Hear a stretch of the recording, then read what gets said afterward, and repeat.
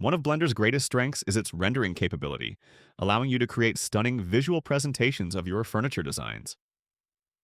In this tutorial, we'll cover the basics, but if you want to go further, there are many advanced tutorials available on YouTube that you can explore in more detail.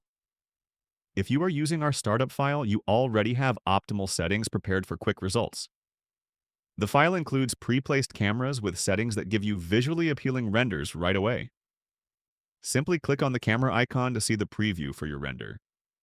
You can cycle through available cameras, and to improve composition, adjust the position of the camera to frame your design better. Blender offers two main rendering engines. EEVEE is much faster and great for quick previews and iterations. Cycles provides more realistic lighting and shadows, but it requires more processing time. Depending on your needs and your available computing power, choose the engine that suits you best and hit Render Image. Give it a moment to process, and that's it. You now have your first render.